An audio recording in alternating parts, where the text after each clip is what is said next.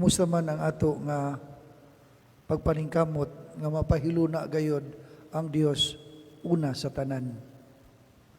Kumusta man ang panaw sa atong pagtuo nga atong gipaningkamutan nga mapuy-an diha sa atong adlaw-adlaw nga mga tahasog responsibilidad sa atong mga labi na gayod sa atong relasyon sa atong isig katao. Lisod ang magbinuutan o magminatarong. Matud pa sa akong classmate nga si Art. Classmate mi og tulo ka tuig sa UST, and then after sa among graduation sa Bachelor's of Sacred Theology, migawas siya o naminyo o nakatrabaho sa Bureau of Customs sa Manila. O human sa duha ka tuig, miguwa o mibiya siya sa maong bureau tungod kay dili niya makaon kayod matud pa niya ang korupsyon sa maong bureau. Tinuod dili gayud lalim ang magbinuutan o magminatarong. Buutan si Art, Diyos nun, wala siya bisyo o hinimba. Matidunanon siyang motrabaho, pero nga numang nakasulti siya niini. Kaysa pagkatinuod, daghan man gud ang musukwahi sa magbinuutan o magminatarong. Ikaw na hinuon ang mamahimong dautan if you will not dance with the music. Doon ako'y suod nga estudyante sa Citadini. Ang iyang grupo, puro sila mga babae. Chaplain ko sa Citadini sa Dumaguete for almost 14 years, 2006 to 2020. And then, ang iyang grupo, na-ostracized siya, na-outcast siya. Kay nagpabilin man siyang virgin. So nahimo na noon siyang outcast.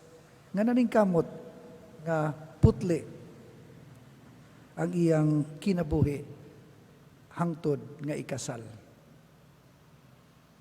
Makaigsunan ko diyan ni Kristo, adunay mga nagpahiping kinaiya sa kahiladman sa tao nga dili buot mutuman sa kabubuton ug sa laraw sa Dios. Mga gamot sa sala, katapol, kasuko, garbo, kahangol, pagkamakaugalingon, kasina, o kaulag. Sama sa tago nga litag, kining mga salaama kaigsuunan ko diyan ni Kristo, anda mobitik o muuntog kanato. Bisan asa, bisag kanusa, bisag kinsa pa siya, walay pili. Mapari ka, malay ko, matigulang ka, mabatanon, madato kag makabus. Mulutaw usab kining mga kaguliyang nga nagsugod sa kahiladman sa tao.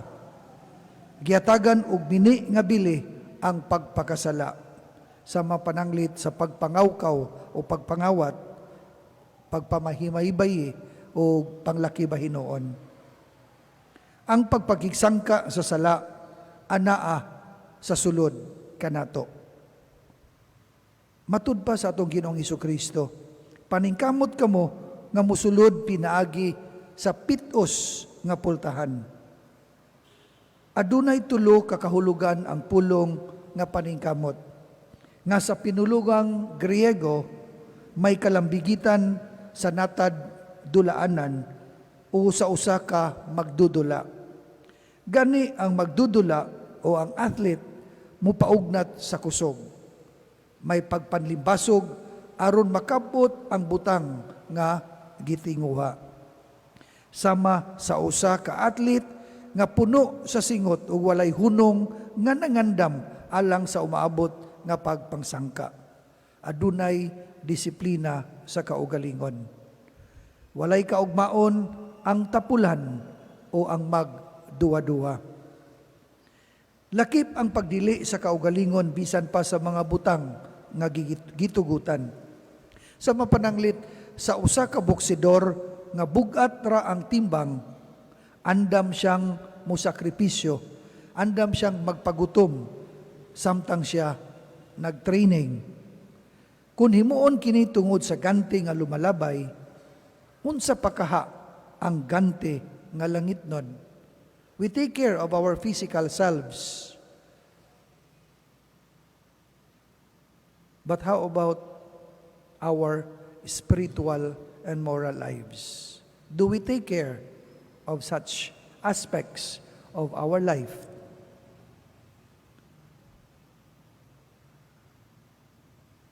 Tungod kay lisud man ang magbinuutan o magbinatarong, mao kini ang higpit o pitos nga pultahan.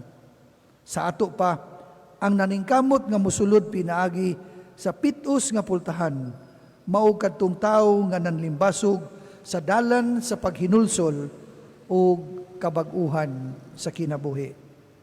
Sama sa usa ka tigpaugnat sa kusog, kitang mga Kristiyanos gihagit o gitawag sa paghatag sa atong tibuok nga kaugalingon diha sa atong pagsunod kang Kristo. Dili lamang taphaw, kundili tibuok gayud nato nga kinabuhi. Lawas ug kulo, lawas ug kalag anaa kang Kristo. Dili kinilim kay walay hunong ang pagbansay-bansay diha sa pagdunot sa Ginoo. Nasayod kita nga ang kaluwasan makaigsunan ko diha ni Kristo gihatag sa tanan, apan dili kini libre. Kinanglan naagayod ang pagpaningkamot o pagsakripisyo, labi na gayod ang pagpakamatay sa kaugalingon, ang pagpakamatay sa pagkamakaugalingon o pagkahakog.